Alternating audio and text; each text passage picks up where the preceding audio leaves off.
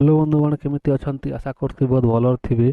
ମୁଁ ବି ବହୁତ ଭଲ ଅଛି। ଆସନ୍ତୁ ଜାଣିବା ଆଜିର ଗୋଟେ ବିଧିବିଧାନଟି ଯାହାକି ରକ୍ତବନ୍ଧନ ମନ୍ତ୍ର ଉପରେ ମୁଁ ଆପଣଙ୍କୁ ସବୁଟି ବିଧିବିଧାନ କହିଦେବି। ଆପଣଙ୍କୁ ରକ୍ତବନ୍ଧନ କେମିତି କରିପାରିବେ, ଯାହାକି ଆପଣଙ୍କ ଛୁରୀ ଚକ୍ଷୁ ରଙ୍ଗିଆ ଯେତେ ଲୁହା ଲେସ୍କ ଯେତେ ଲାଗିଥାଏ, ଲୁହା ମାନେ ଆପଣ ଦାଗ ହେଲେ ଯେଉଁ ବ୍ଲଡ଼ ବାହାରିଥାଏ, ସେ ବ୍ଲଡ଼ରେ ଆପଣ ତତ୍କ୍ଷଣ କେମିତି 2 ସେକେଣ୍ଡରେ ମାତ୍ର କେମିତି ସେ ବ୍ଲଡ଼କୁ ବନ୍ଦ କରିପାରିବେ ସେଇଟାର ବିଧିଟି ଆପଣ କହିଦେବି। ଆପଣ ବହୁତ ସରଳ ଅଟେ। ଏହି ମନ୍ତ୍ରଟି ସ୍ୱୟଂ ସିଦ୍ଧ ଅଟେ। ଏହି ମନ୍ତ୍ରକୁ ସିଦ୍ଧି କରିବାର କିଛି ଆବଶ୍ୟକତା ପଡ଼ିବ ନାହିଁ।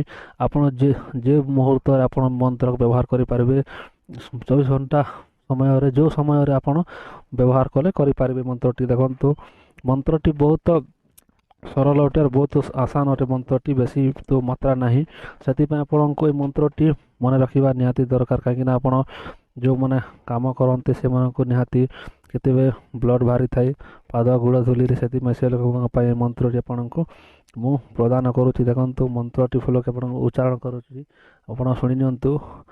ରକ୍ତ ବହେ ଝର ଝର ସେଇ ରକ୍ତ ସେଥିରେ ମର ମର ବୋଲି କାହାର ଆଜ୍ଞା, ଈଶ୍ୱର ପାର୍ବତୀଙ୍କର କାଶୀ ବିଶ୍ୱନାଥଙ୍କର କୋଟି କୋଟି ଆଜ୍ଞା। ଶୁଣନ୍ତୁ, ଆଉଥରେ କହିଦେଉଛି। ରକ୍ତ ବହେ ଝର ଝର ସେଇ ରକ୍ତ ସେଥିରେ ମର ମର ବୋଲି କାହାର ଆଜ୍ଞା, ଈଶ୍ୱର ପାର୍ବତୀଙ୍କର କାଶୀ ବିଶ୍ୱନାଥଙ୍କର କୋଟି କୋଟି ଆଜ୍ଞା। ଦେଖନ୍ତୁ, ଏଇ ମନ୍ତ୍ରଟିକୁ ଯେତେବେଳେ ଆପଣଙ୍କ ବ୍ଲଡ଼ ବାହାରିଥିବ, ଯେଉଁ ଆପଣଙ୍କ ଶରୀର ଯେଉଁ ଜାଗାରେ, ଦେଖନ୍ତୁ ନିଜେ ଯଦି ଫୁକିବାକୁ ଚାହୁଁଛନ୍ତି, ଯଦି ନିଜେ ଏଇ ମନ୍ତ୍ର ଶିଖିଥିଲେ, ଯଦି ନିଜକୁ ଆପଣଙ୍କ ଯେଉଁ ଚକ୍ଷୁ ଧାରକୁ ବ୍ଲେଡ଼ ଧାର ଯଦି ବାହାରିଲା ବୋଲେ ଯେଉଁଠି ଅଛି ଈଶ୍ୱରଙ୍କର, ସେଠାରେ ଲଗାଇବେ ମମ କୋଟି କୋଟି ଆଜ୍ଞା ବୋଲିକି ଫୁକ ମାରିବାରୁ ତ ଆପଣ ସେଇଛନ୍ତି। ଅନ୍ୟ ଲୋକଙ୍କୁ ଯଦି ମନ୍ତ୍ର ହିସାବରେ ତାଙ୍କ ବ୍ଲଡ଼ ବନ୍ଦ କରୁଛନ୍ତି, ତାହେଲେ ଡାଇରେକ୍ଟ ପଡ଼ିବେ, କିଛି ଅସୁବିଧା ହେବ ନାହିଁ। ଦେଖନ୍ତୁ, এই ମନ୍ତ୍ରଟି ବହୁତ ସରଳ ଅଟେ, ସେଥିପାଇଁ ଆପଣ ନିହାତି ମନେ ରଖିପାରିବେ ଏଇଟା। କାହିଁକିନା ଗୋଟିଏ ଲାଇନ୍ରେ ରହେ ମନ୍ତ୍ରଟି ରହୁଛି, ସେଥିପାଇଁ ଆପଣଙ୍କୁ ବ୍ଲଡ଼ ବନ୍ଦ କରିବା ନିମନ୍ତେ ହିଁ এইটা ମନ୍ତ୍ରଟି ଆପଣଙ୍କୁ ପ୍ରଦାନ କରୁଛି। ଆଶା କରୁଥିବି ଯେ ନେକ୍ସଟ ଭିଡ଼ିଓରେ ଦେଖା ହେବ। ରହିଲେ ଆପଣ ଯଦି କୌଣସି ଡାଉଟ୍ ଅଛି ନିହାତି କମେଣ୍ଟରେ ପଚାରି ପାରିବେ।